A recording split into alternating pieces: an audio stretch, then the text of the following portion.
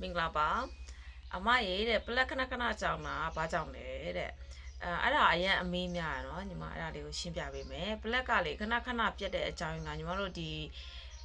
မိခိုးဖြူလိုက်တာပေါ့ရှေ့ချမ်းကြတဲ့အခါမျိုးဆိုလို့ရှိရင်ဒါကပလက်ကခဏခဏပြတ်ပါတယ်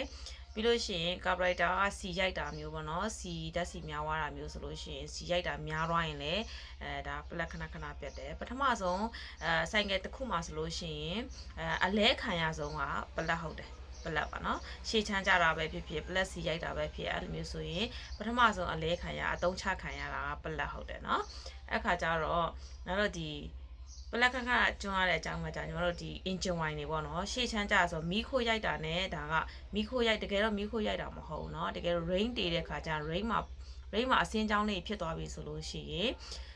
engine wine ကကြော်ပြီးမှပေါ့နော်ကြော်ပြီးမှဒီပလက်ကိုသွားပြီးတော့စီဂျိုးရိုက်တာပေါ့နော်စီဂျိုးရိုက်တဲ့ခါကျလို့ရှိရင်ပလက်ကဖြုတ်ဆေးပြီးမှပြန်ပြီးနှိုးရမျိုးလည်းရှိတယ်ပေါ့နော်ဒီပလက်ခဏခဏလဲရတာကဒီရှေ့ထန်းအဓိကကြတာကြောင့်မလို့ဖြစ်ပါတယ်မီးခိုးရိုက်တိုင်းမီးခိုးရိုက်တာများပြီပေါ့နော်တကယ်တော့ engine ဝိုင်ရိုက်တာပါမီးခိုးရိုက်တာထက်ကို engine ဝိုင်ရိုက်တာပေါ့နော်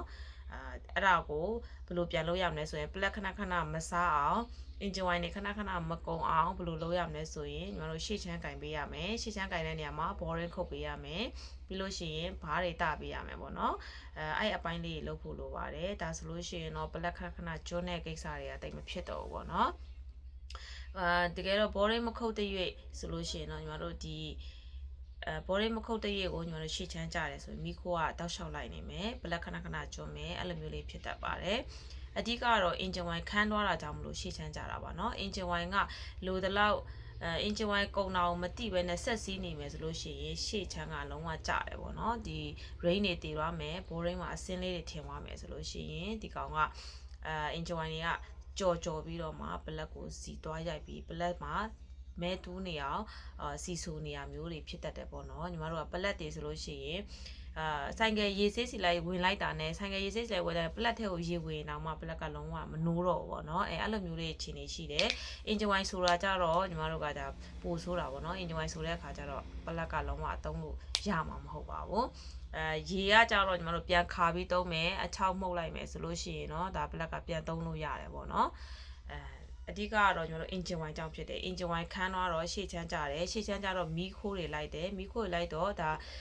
rain တွေတည်သွားတယ်အစင်းကြောင်းတွေထင်ပြီးတော့မှကျွန်တော်တို့ engine wine ကိုကြော်ပြီးတော့မှအရှိကိုပလက်မှာစီသွားရိုက်တာပေါ့နော်အဲ့လိုမျိုးလေးဖြစ်တတ်ပါတယ်ရှေ့ချမ်းမကင်မချင်းရ engine wine အသုံးများမယ်ပြီးရင်ပလက်အရန်ကုန်မယ်အဲ့လိုမျိုးလေးဖြစ်တတ်ပါတယ်အဓိကတော့ရှေ့ချမ်းကင်ပေးတင်ပါတယ်ရှင်ကျေးဇူးတင်ပါ